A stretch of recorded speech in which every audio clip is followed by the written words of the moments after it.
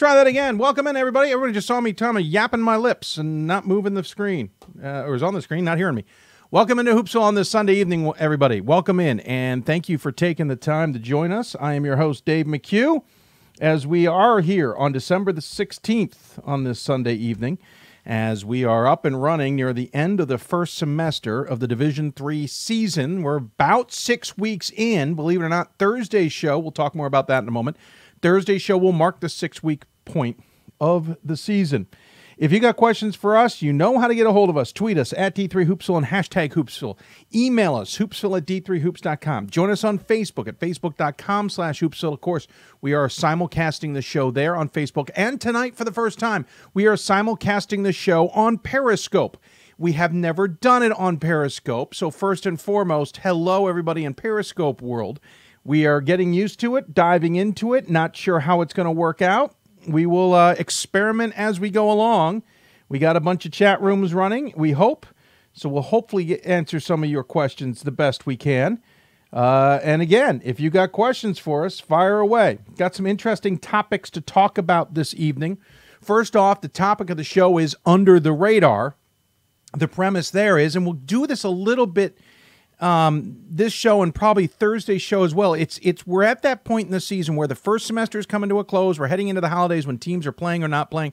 But there's some teams who maybe haven't gotten some attention because, one, some of us might be going, okay, are they for real? I mean, are they really for real? Are they really, really, really for real?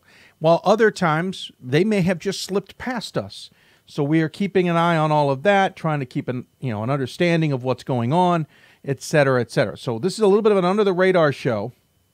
Not everybody may be considered directly under the radar for sure, but I think we've got enough that it warrants the conversation, as it were. Steve Schauer, welcome to the program. They're on Facebook. So lots to discuss, and the two programs especially under the radar, as it were, tonight would be New England men's basketball, Manhattanville women's basketball. Two programs we probably haven't talked a lot about over the years. I know we've talked about New England a little bit. They're not only winning, they've only suffered one loss. It was a pretty significant loss to Middlebury. But every other opponent, they have absolutely dominated. So I'm curious, what's going on with the Pilgrims? So we'll talk to NEC's head coach, Charlie Mason, coming up about his program and what he expects in his conference and what it's like to be losing members. I think the NECC is quietly in a bit of a bind here.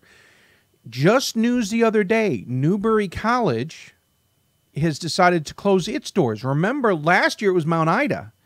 Now Newbury has announced they will be closing their doors at the end of the season, and so it's a little bit of concern. We'll talk to him about that, see what his thoughts are on it. What is the overall concern in the area? Are people worried? We'll talk to him all about that and see what he has, but mainly talk about his team. Manhattanville women, the Valiants are off to the program best ever 8-0 start. What does that all mean? Now, they're in a conference that features DeSales women's basketball, who seems to be a darn good team this year. Along with some other good squads. Remember, FDU Florham has kind of been the darling, I guess. I don't know if darling's the right word, but certainly the team that's been leading the conference the last few years. Not expected to this year with not only the change of coach there, but losing a lot of members. So can Manhattanville fill a void? Maybe. Well, we'll talk to them. By the way, they've got an interesting challenge ahead of them, as does New England College, in their games coming up this holiday. Then we'll talk to Oglethorpe women's basketball coach Alex Ritchie. Oglethorpe may not be technically under the radar. They're getting votes in the top 25, if unofficially the second most votes of the teams not in the top 25. We'll talk to Alex about the season, their lone losses to what is proving to be a very good Mary Hardin Baylor team. By the way, tip the hat to the crew for winning Stag Bowl 46. Over Mount Union, second title in 3 years. But back to the point. Lost to them did Oglethorpe, and ahead of them comes Hope and Calvin at Oglethorpe on the black floor this week. So an interesting situation there for the Stormy Petrels. We'll talk to Coach Ritchie about all of that. Fascinating stories, to say the least. And then you've gotten used to the top 25 double take, or at least I hope you have, here with Ryan Scott on the show joining me.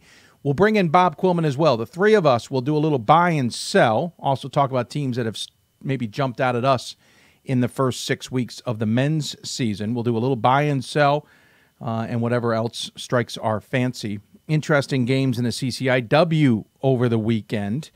Illinois Wesleyan lost its third straight, a home game to Carroll.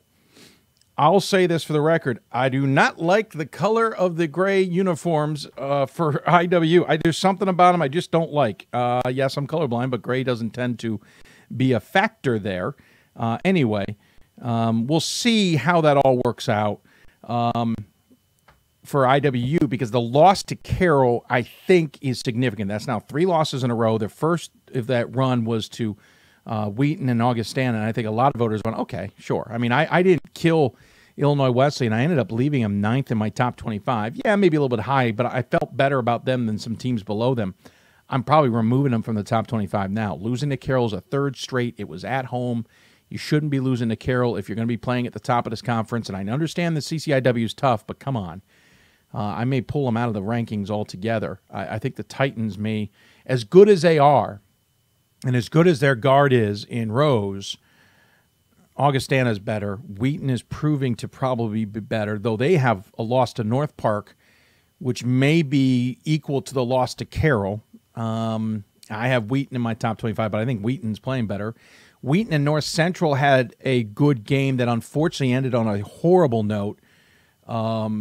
North Central having, well, I think last name's Chang, and I apologize, I just don't have it memorized, had a horrible injury, completely freak injury with about a minute 13 left in that game, I think.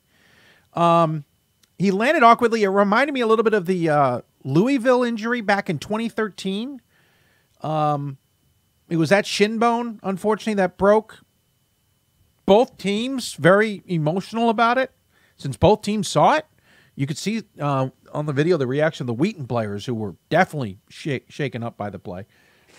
Anyway, the point being, it was about a 20-minute delay while both training staffs tended to him.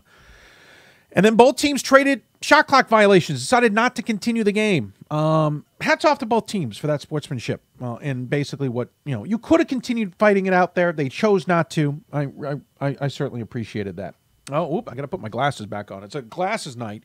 I see comments. I'll get to them in a minute. I wanted to point out I'm wearing a Goucher Gopher jersey or shirt. You'll see me wear this every once in a while. It's my alumni. I mean, my alma mater, obviously. But as a proud alum, and listen, folks, we're not talking top 25 here. The programs have been struggling for a number of years. It's unfortunate, but great moment for both programs yesterday. They won as part of a doubleheader at home. The men beat Cairn as the second game in a really good competitive game. I actually like Cairn for what I knew they would be coming in. They got a really good player in number 34, which, of course, I blank right as I go to mention his name. Malachi Hall, that's what his name was. I really like his style of play, though they never got him the ball in the second half. Anyway, my bigger point was the men won. They're now 3-0 at home in the only 3 games they played at home. Really been impressed. They play Stevenson Tuesday. Well, that'll be a good test as well.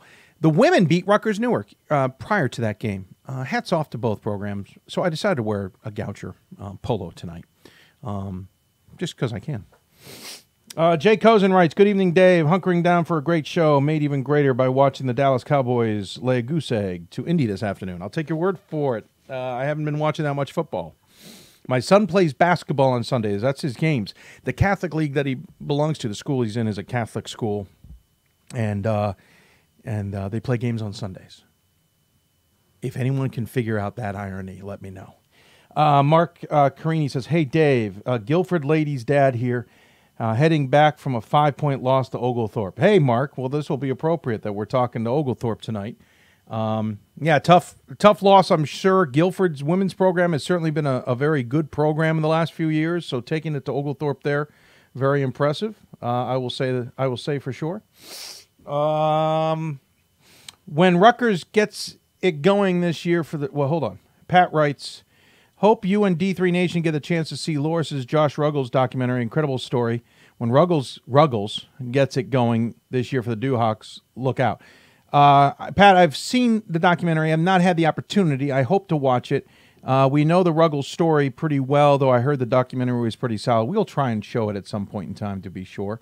We certainly know about him. We put him on our preseason. Oh, thank you, Ryan Scott. Reminds me, Mount Ida was not in the NECC. Wheelock was in the NECC. Sorry, there's been a number of closures up in New England, and I just kind of mashed Wheelock and Mount Ida together in that one. So thank you, Ryan, for pointing that mistake out to me. Good point. Back to the Ruggles story. We put him on our preseason All-America list. We certainly know how good he is. He is a good player. We'll definitely keep an eye on him, to say the least.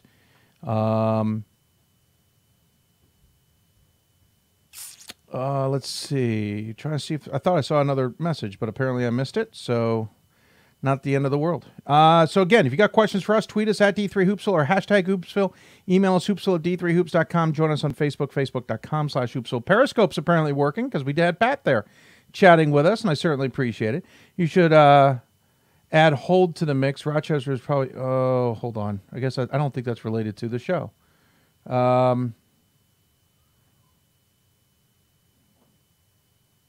Okay, hold.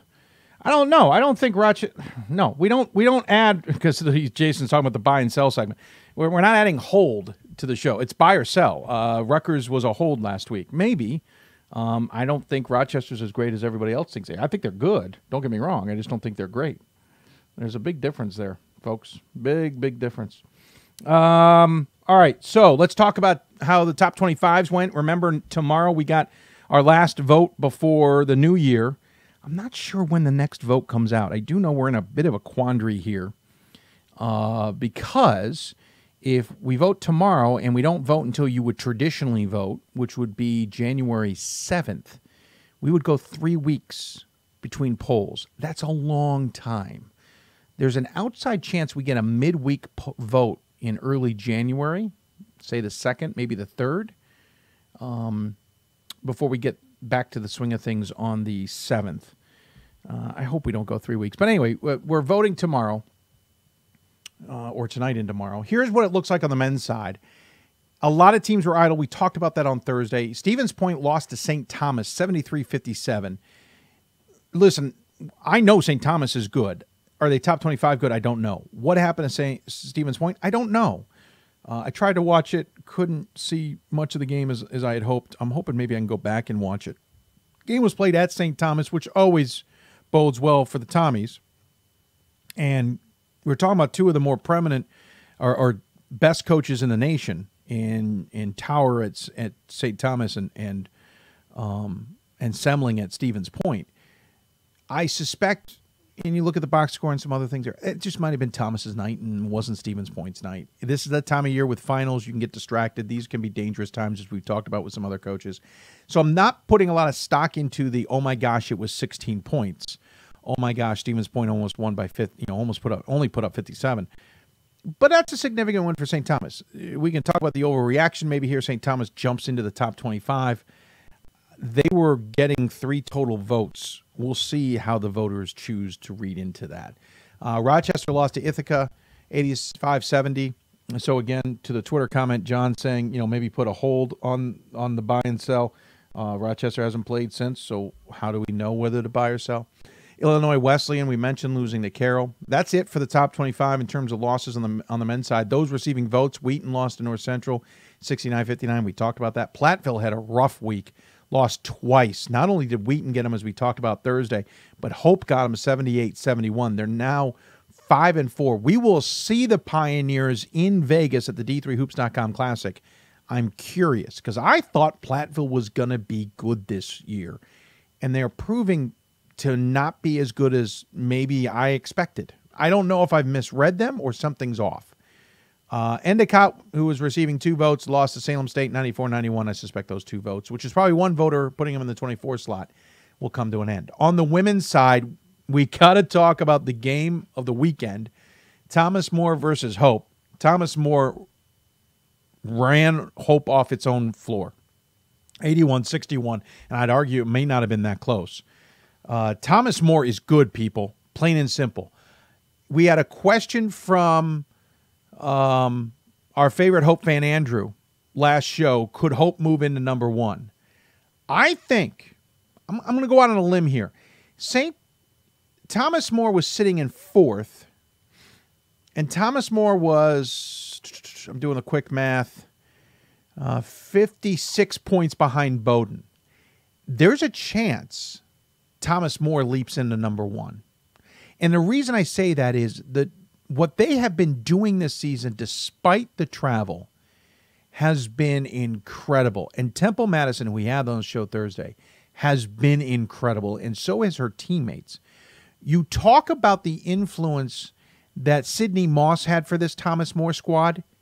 You might argue Temple Madison is having at least equal the impact on this squad, at least this year. That win was significant. That's after they dismantled number 19, Baldwin Wallace, by the way, did Thomas More, 80-56 the night before. They get a couple days off, but they're flying to Florida in the meantime. I suspect they're driving back to Marietta, or back to Kentucky, getting their stuff, and then flying to Florida.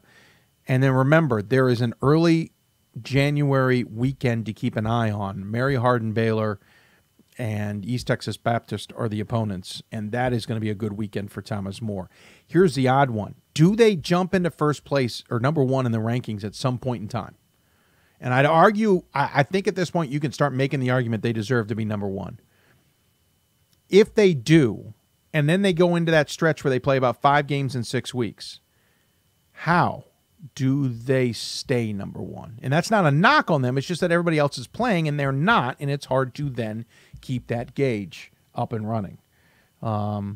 Really impressive game. I'm looking forward to go back and watching it, as I only caught bits and pieces of it initially, but really impressive game out of Thomas More. Jay says, go Grims. I'll take your word for it. Go Grims. So there you go. So we're at that point now where we start reevaluating what jumps out at you. Now, tonight we'll do the buy and sell on the men's side. Thursday's show, we will do buy and sell with Gordon Mann. It'll be pre-taped, as we will be doing Thursday's show in the mid-afternoon. There's 2 reasons for that. One, we like to get into the holiday spirit of everyone going home early. So why have a Thursday show if we can have a little fun and talk about going out of town on a Thursday afternoon after the show? That, 2, people may be traveling. We want to entertain you on a Thursday afternoon. We hope you'll tune in maybe live during your travels or whatever you're doing on Thursday when no one's really paying attention anymore to their work or whatever the case may be. So hopefully you'll turn it on Thursday. The other reason is I get another extra night with my family ahead of the holidays, and I'm trying to enjoy that since I have a little bit looser holiday schedule this year. So Thursday we'll be on the air at 2 o'clock Eastern time for 2 hours, 2 until 4. Gordon Mann will be part of that. We will do buy and sell with Gordon. We'll get his reactions to the first 6 weeks on the women's side, much like we do tonight with Bob Quillman and Ryan Scott. So just to be fair, I wanted you all to know that we are going to do the women's side, because I think the women's side has a wealth of interesting stories going on outside of just Thomas More across the board. Scranton is quietly undefeated still at 9-0 in the 6th spot. Messiah has already played 12 games. I think there's some interesting stories on the women's side that we're just not able to get around to. So hopefully we'll talk to Gordon. Well, we will talk to Gordon ahead of time for that show. So there you go. That is our slate for tonight. If you got questions, please let us know. We would be happy to try and answer them. My old friend Becca Grinwald Roberts. Hey, Becca. Welcome to the program. Ryan Scott. Hey, Jess Miner may be watching. Hello, some friends of mine, folks. I hope you're all enjoying it. Thanks for tuning in. I really appreciate it. So, again, if you want to talk to us, tweet us at D3Hoopsville or hashtag Hoopsville. Email us, hoopsville@d3hoops.com. Join us on Facebook at facebook.com/Hoopsville. We're also on Periscope. So, again, hashtag Hoopsville or chat through Periscope or whatever the case may be. We'd love to hear from you. We figured we'd diversify a little bit, see if we could run a stream on Periscope for 2 hours, see if people would tune in. Who knows? We figured we'd give it a shot. So there you go. So we're going to take a break. Our first guest out of the block, we're going to go up to New England, talk men's basketball with New England College men's basketball coach Charlie Mason. I'm fascinated with New England this season. It seems like they've got one of those teams that just kind of makes you think, if that makes any sense. I'm very curious as to what they're doing because they're blowing teams out. No, they're not playing a who's who list schedule-wise, but they're playing pretty well. I'm kind of intrigued by them, so we'll talk to them coming up. Also, don't forget Manhattanville women will be on, record-breaking start to their season, and we'll talk Oglethorpe women who have Hope and Calvin coming town, maybe a pissed-off Hope women's team, to be blunt. And then we'll do buy and sell and recap the first 6 weeks with Bob Quillman and Ryan Scott to round out the show, and we'll answer your questions the best we can. Again, back to the Stag Bowl. Hats off to the crew for their big win over Mount Union in a pretty competitive game. I know how it turned out, but I haven't watched all of it. It's on the DVR. I'm actually working my way through. Again, decided to spend some time with the family. Didn't think they all wanted me watching a football game on a Friday night, so I didn't. But hats off to them, and hats off to our Salem crew. They actually got together. Everybody who normally runs things for that game got together at the Civic Center, had some drinks and food, and hung out, had a good time watching the game. And apparently some fans in Salem got together in the parking lot and had a couple different groups got together and had some tailgates while the game went on. Really impressive, to say the least. As I said in a quote, you can take the Stag Bowl out of Salem, but you can't take Salem out of the Stag Bowl.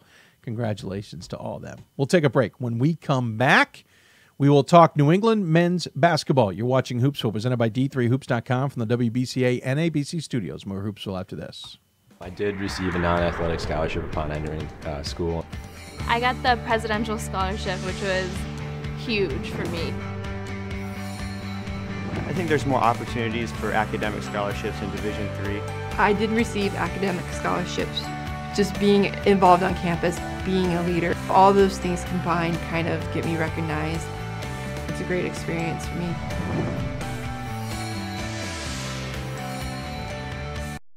My name is Marcus Walker. I was All-State, won a state championship, a high school All-American, and played college and pro ball. I played because I love the game. I grind to be the best. I sweat because I put in work. I'm strong because I believe. When I want to bring it before game time, I come to the house that college basketball built, the CBE. No matter your skill, take it to another level. Elevate your game right here at the College Basketball Experience at Sprint Center. It's on us to stop sexual assault. In any way that we can. To get a friend home safe. To never blame the victim. It's on us. To stand up. To make our community safe for all. It's on us. It's on us to look out for each other at parties. It's on us. To be more than just a bystander. To step up and say something. It's on us, all of us. To stop sexual assault. Learn how and take the pledge at itsonus.org.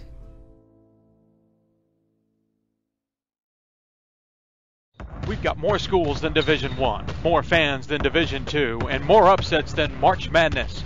There's 800 programs with over 11,000 games leading to 2 national championships. And we've been covering it all for over a decade. From Eastern to Occidental, from Puget Sound to Piedmont, from Southwestern to the University of New England, and from Hope to Calvin. Nobody covers Division III basketball like we do. We're at D3Hoops.com at www.d3hoops.com. Welcome back to Hoopsville, everybody, on this Sunday evening, the 16th of December. Just a reminder, the last show before the holiday break, before we're busy, obviously with the D3Hoops.com Classic as well, will be on Thursday at 2 o'clock Eastern Time. It will be a midday show, so tune in for that, just to kind of get out of Dodge and enjoy the holidays with the family type mentality there. So I hope you enjoy it. Hope you're also enjoying this. We're streaming the show not only through our traditional YouTube channel, but obviously the Facebook Live simulcast like we always do, but also on Periscope. So we hope you're enjoying the show on Periscope as well. It's our first time doing it, so bear with us if there's any technical glitches. So let's get into our conversations. We'll start on the men's side with the New England College Pilgrims. They are 7-1 this season. They are 2-0 in the let's see, where are they? NAC, correct? I think I tagged NEC. Oh, who knows what I'm doing these days. Anyway, my point being, they are 2-0 in the NECC and doing well. They have wins that may not jump out at you, but the win margins jumped out at me. Granted, they also had a loss to Middlebury, which they would love to have back, 97-68. But they've got an interesting set of games coming up in Fort Lauderdale. They'll take on 2 American River Conference teams in Wartburg and Simpson. So we get to learn a little bit about them then, but I wanted to learn a little bit about them now. So joining us on the Hoopsville hotline is the head coach of the Pilgrims. It is Charlie Mason. And Coach, thanks for taking the time, sir. Thank you for having us. Absolutely. I really do appreciate you coming on. First and foremost, again, 7-1, really good start. You're going to be probably the first one to admit, along with me, we're not playing world beaters here, but you're beating the heck out of all these teams, too. You've got to be pretty pleased with the start. We're excited where we are right now. Dave, winning's hard. Mm-hmm. I think we sometimes overlook that. So, and having said that, we're not where we want to be yet either. So, I don't know many coaches who will say they're ever where they really want to be, and I could be talking to one at the Final Four. It always seems like teams want to improve, even when it seems like they're playing really good. You've now played, almost 6 weeks of basketball with this squad. What do you hope can be improved in the break coming ahead, or in Fort Lauderdale especially? Again, I think trying to get our players to play with each other. We've got 4 starters from a year ago, but we're also leaning on a lot of guys who are in their first year with New England College. So trying to incorporate them and having us play as a cohesive group. Well, that's always a good start, but when you see these winning margins, it's maybe a little bit deceptive. Plymouth State, 92-76, Northern Vermont, Linden, 103-55, Northern Vermont, Johnson, 73-33, Riviera, 107-63, Dean, 82-57, Newbury, 95-82, Colby Sawyer, 95-66. Those are huge margins. Is it maybe tough to say to your team, hey, we got to play better when we're destroying an opponent at the same time? I think it works both ways. I mean, we also have to mention the Middlebury game. Oh, yeah. Which was also one-sided. Going to come back. We don't lose sight of that one either. Sure. So, there's a balance. Well, I was going to say, was the other tool to your toolkit probably is, oh, by the way, we played Middlebury, and that wasn't close either. That's a good reminder to some degree. But what did Middlebury maybe help you guys learn and accomplish outside of, we need to play better? Was it also maybe a gut check the team kind of needed to have? Definitely. Again, Middlebury's is a top 25 program, and playing against a team like that early on for us is a great experience. And I think the way they played that night together as a group was a terrific learning experience for us. You've got a relatively young team. You've got 2 seniors on the squad, a mess of juniors, and a whole mess of freshmen. How much do you lean on the upperclassmen, and how much has the season already started to lean on the underclassmen? Honestly, it's a combination of both. We play 10, 11, 12 guys a game, so we're able to get experience to a lot of different guys. Having said that, we returned 4 starters from last year's championship team, and we lean on those guys as we do with the other returners back from that experience. So it really is a combination. And I don't know if it's about experience as much as it's playing together. That's most important for us right now. Sure. You're led by a senior, Ricky Leonard, leading the team at 16.5 points a game. But you got 4 guys in double figures and 2 more scoring 9 points a game for a squad that's scoring nearly 90 points overall. Somewhat balanced, it feels. Definitely. Again, Ricky's had a terrific career at New England College, and both him and Jason Jones, 2 seniors, have been significant pieces to what we do. But again, we have a lot of different people who contribute, and that I think makes us who we are. When you go into practice after a big game, what do you guys? What a big win, I should say, not a big game, but a big win where you've got that point differential. What's the message to the squad? Because obviously you've broken down the video 6 ways to Sunday.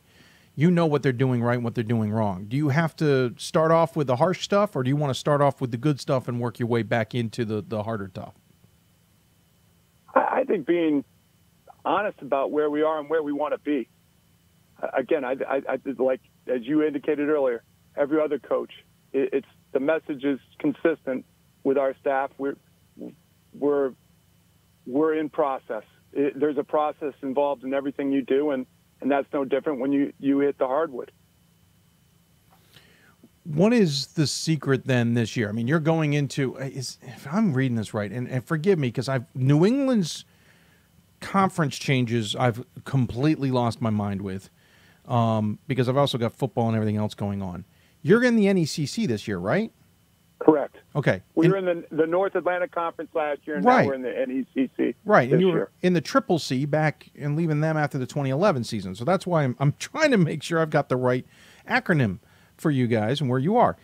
What are you expecting out of the NECC this year? You're 2 games in with wins over Newbury and, where is the other game?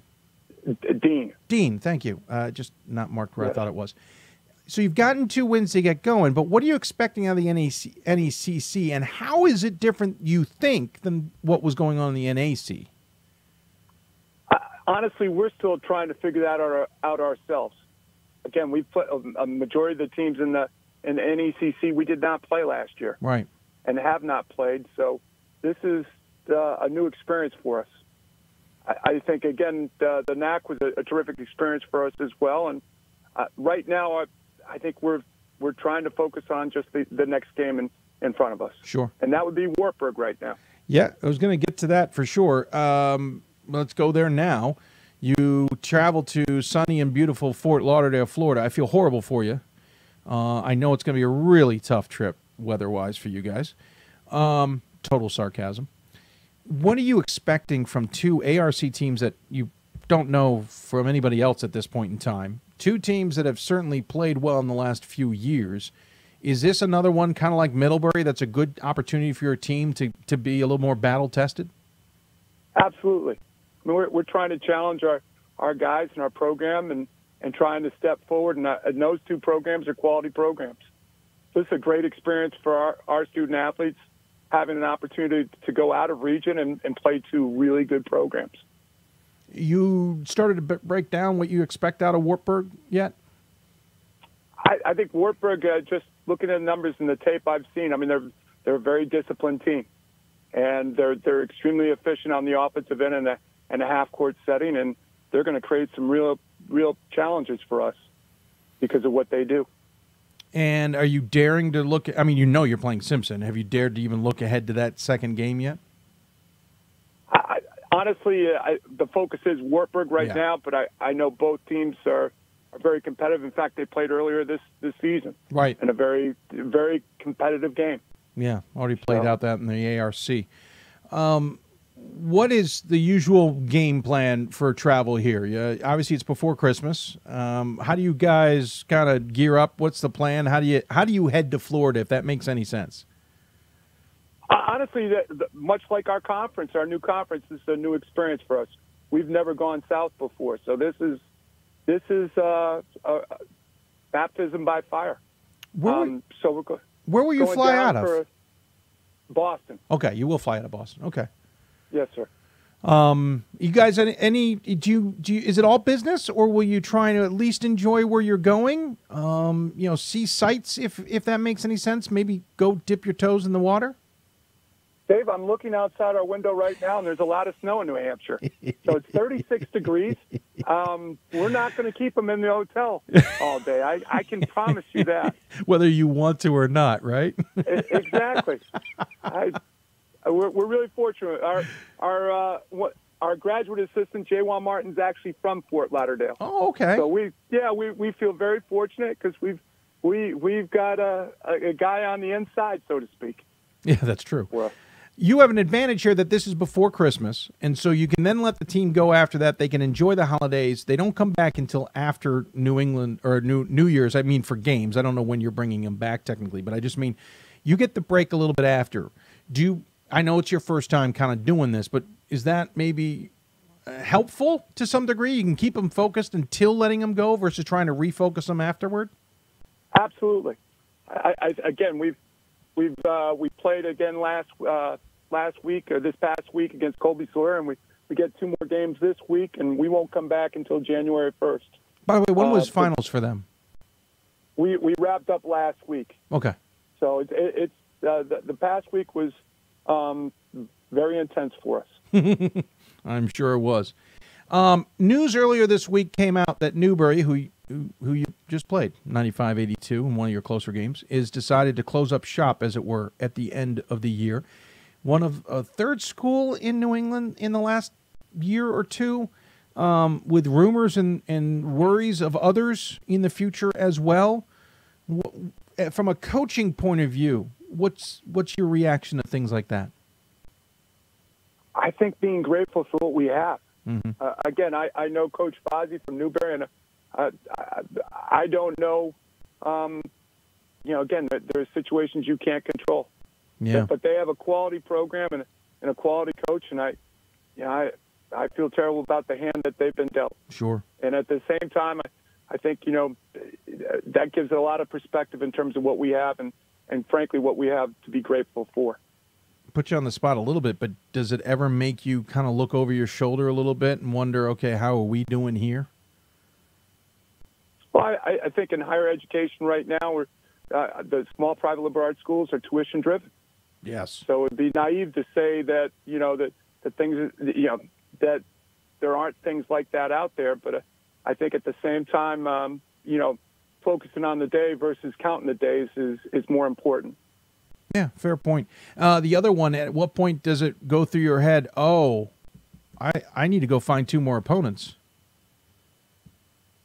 Honestly, that just happened. So that hasn't been something we've really given any thought at this point. I just threw that at you, and you just probably realized it, right? Yeah. No, honestly, it's, again, I'd say it one more time. I feel terrible for Newberry College, for Coach Fozzie, for their kids. I mean, that's not. No one wants to be put in that situation. And again, this is a day and age where those circumstances that you indicated already have become too familiar for higher education. Yeah, and I sadly I don't think we're at the peak, unfortunately. But that's a topic for that's a deep dive for another day, I guess is a better way of saying it. Let's go back to your team. You'll get back into conference play with Elms on the 5th. Do you need to lean on the seniors here, or do you think this underclassmen group's going to have a way of lifting the seniors a little bit as well? I think our group, in terms of a collective group, is done really well. Having said that, I think the leadership that we've received from our upperclassmen has had an integral part with the start we've had. So again, we have a lot of things going for us. Talking about leaning on people. I think of Coach Malcolm Wynn, who's an associate head coach. Mm-hmm. Coach Martin, our graduate assistant, and the support that they've given for our students. We're really in a good place.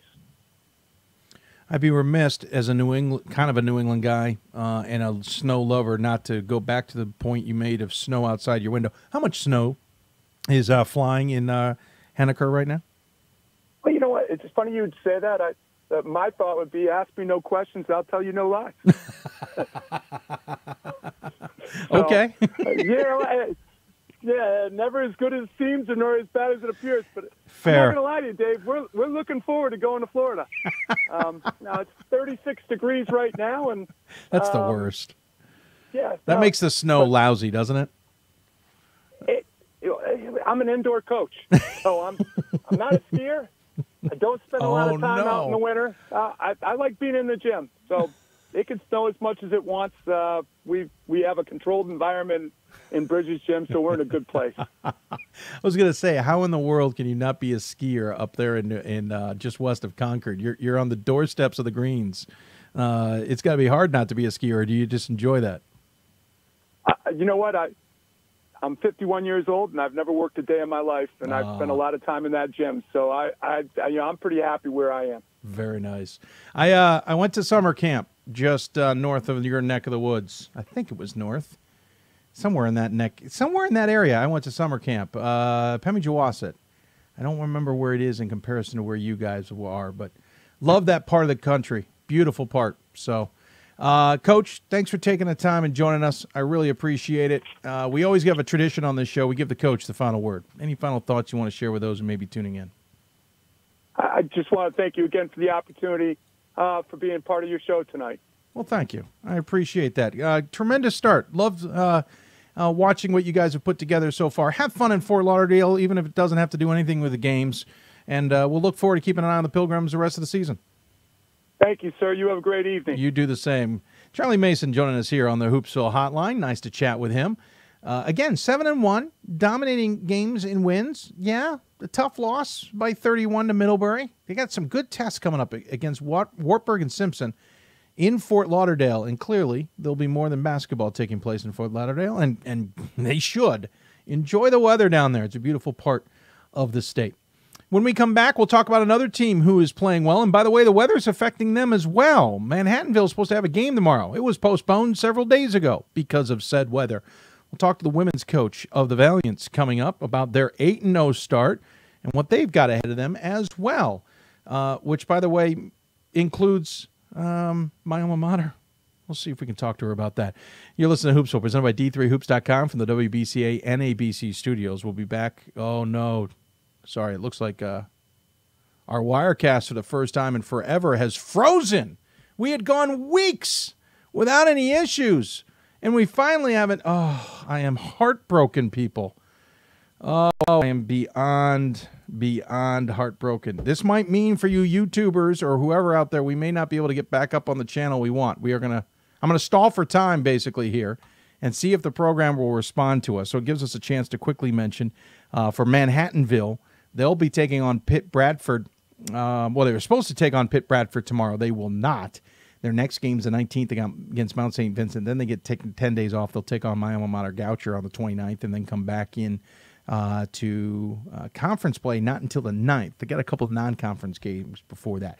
So we'll talk to Kate Vlahakis coming up about her program. And then still remember, coming up, Oglethorpe's women's basketball coach will be joining us. Alex Ritchie talking about their big games against Hope and Calvin. Some big contests coming up midweek down at Oglethorpe. They got both Hope and Calvin on the black floor. That one's going to be fun to watch.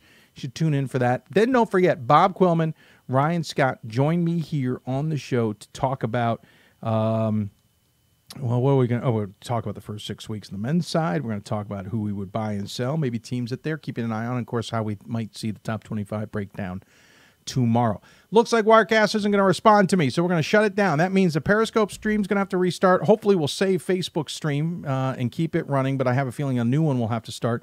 And we'll try and keep the YouTube one running smoothly as well. We'll see how fast we can turn this around. You're listening to Hoopsville, presented by D3Hoops.com from the WBCA NABC Studios. We'll be back with this show, hopefully on as many channels as we can keep it after